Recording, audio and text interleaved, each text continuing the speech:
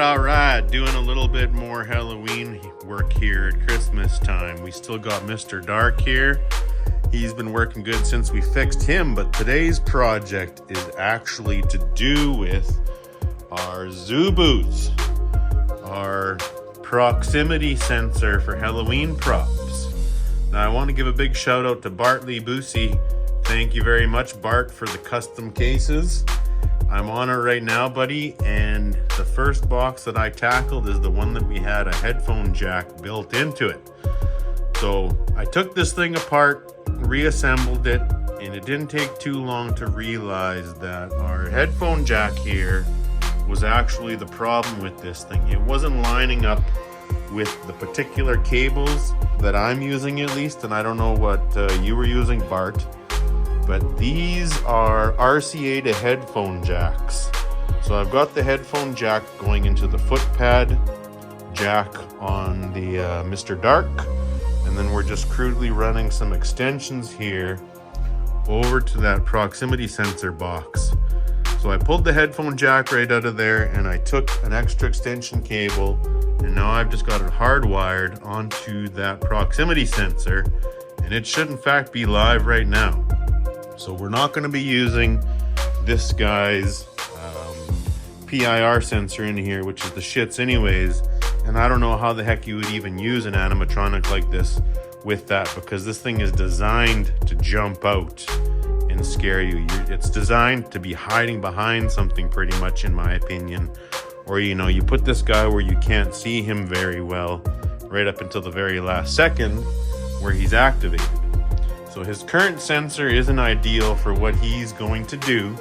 So right now we've got this thing over there, which should be live, simulating a sensor that's been moved in order to activate this guy at a more precise time relative to what's going on in your haunt. So let's take a walk past that thing and see if it activates Mr. Dark.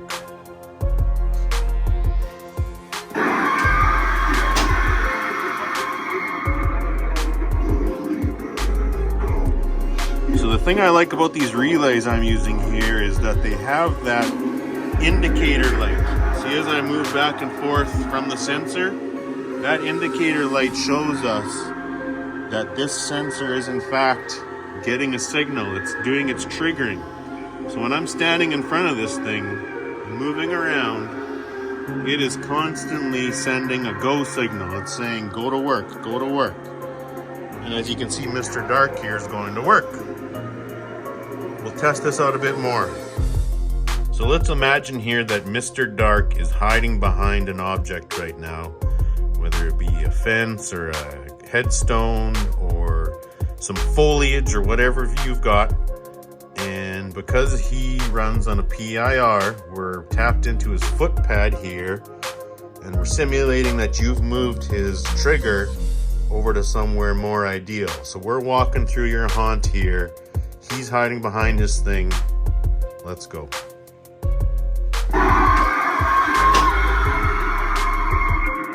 So you see how we've changed the dynamic by just moving his trigger or moving his sensor. Now, an aftermarket sensor controller like this, or this design specifically, is made so that you can do it two different ways.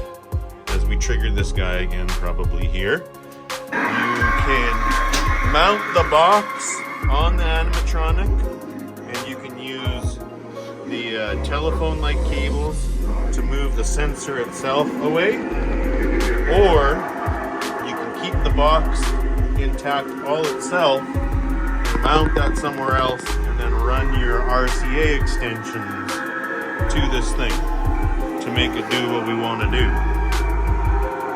Right, Mr. Dark? It's like -40 outside right now with the wind chill, just a couple days here before Christmas. And even with a double heater set up in the garage here, it's still damn cold. I'm wearing a toque and long johns and coveralls. So let's move around here real quick. It's actually kind of nice in here right now. 7 degrees.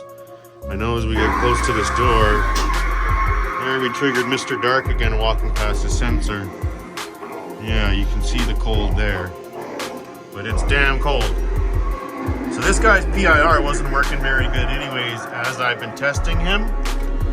But now that we got our custom box in here, he's working every damn time in the cold, every time.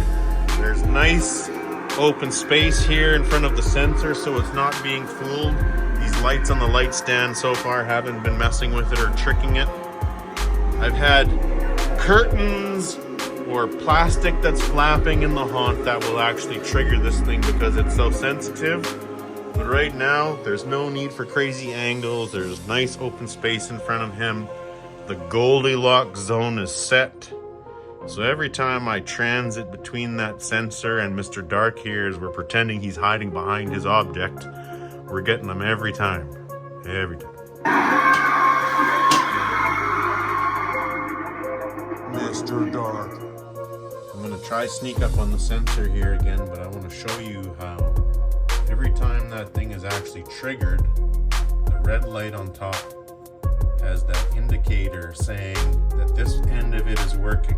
So when you're ever troubleshooting one of these things, if your relay is saying that it's getting a signal, like this right now, I'm about to transit, there we go, and it's engaging. Every time that you see that light, you know that the components of this sensor itself is working. So then when you're troubleshooting, you know this end's good, continue on, follow your cables, make sure that the jacks are all correct, and then follow it all the way over to the prop. Make sure you didn't plug into your audio jack instead of your foot pad or your tri-me or your jimmy or whatever they're calling all these damn things nowadays. Make sure you're plugged into the correct one, and then also make sure that your prop or animatronic runs the full sequence when triggering that jack.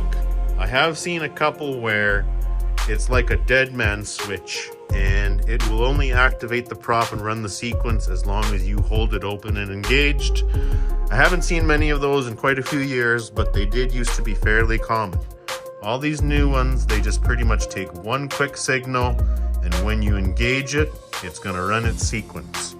This guy doesn't have a duty cycle that I've seen so far, so he's just ready to go every time. He rearms himself. This thing is working top notch.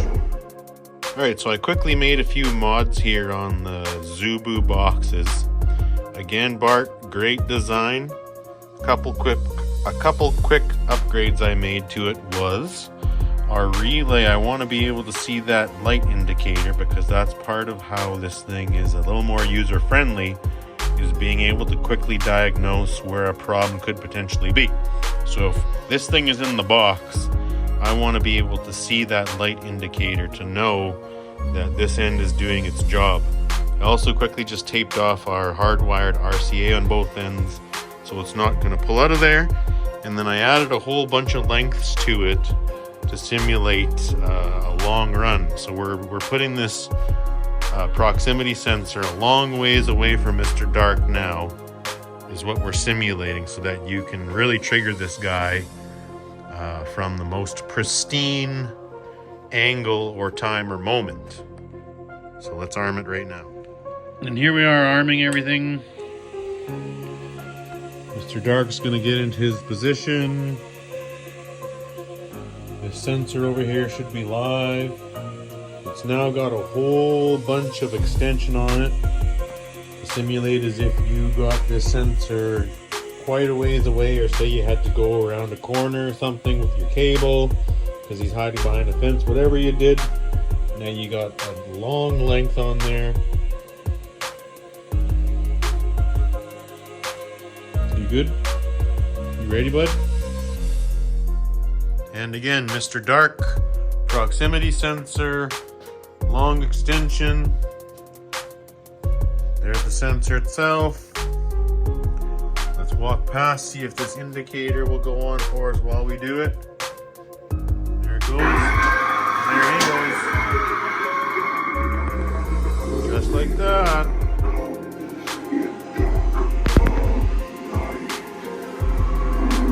See how easy that is now to see? You can see that the thing's working without having to take it apart.